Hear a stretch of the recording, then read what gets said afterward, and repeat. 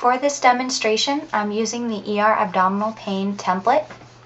This is the only template that I have connected this test departure tab to. So this is what you can go to look at this. So under departure, this very last one, so there's two in this, you'll see the clinical impression. It is pulled in like an instance type. This is what inpatient uses. And this allows you to open up and look at some of the existing problems on a patient. So we'll see this entire list are from previous visits.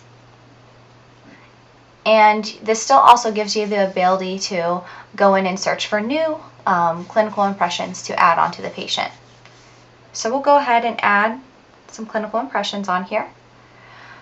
You can add new, and then you can also go to this existing list and you can actually click on some of them and say that you want to document against them.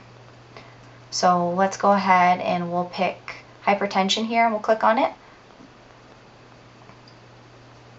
And then let's go ahead and add another from our search onto this list.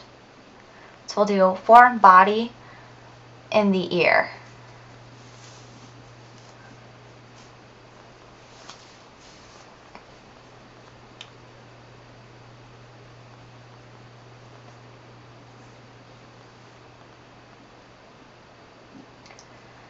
If you see there are some X's by that, you could exit on those and say that you don't want them anymore.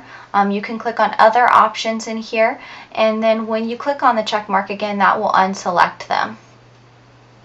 So the X would get rid of those ones if you wanted to. And we'll say OK. And then notice how they populate on our template. We've got hypertension, the strep there, and the foreign body.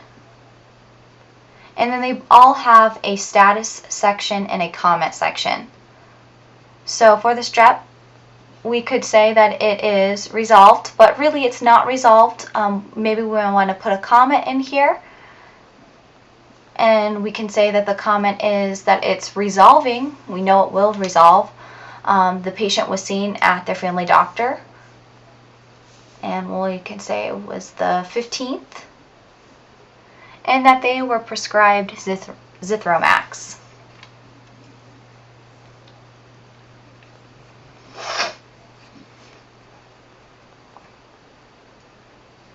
And then you'll hit the OK button, which is not visible on this video here. And that will save that comment. And you can do the same for the foreign body and the ear. You can say that it is resolved. And you can put a comment that it was resolved during this ED visit.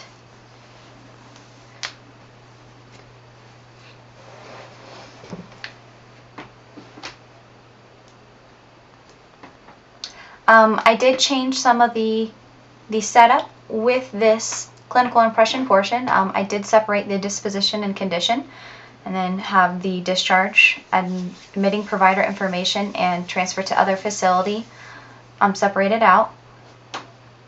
But maybe this could be a possible solution to the clinical impression, so that you can maintain the integrity of utilizing the clinical impressions from IMO, which designate the ICD-9 codes and the SNOMED codes, but still have the ability to comment on them, which I understand you use the free text for to kind of denote their status. But if you are finding that you're trying to put a clinical impression in that IMO does not have in there, it would be best to kind of give me those clinical impressions so we can figure out what they would be searched under, and they can map them if they're not already there and add them to our dictionary. But please let me know, play with this, and maybe this might be a better option to use for our clinical impressions than what we have currently.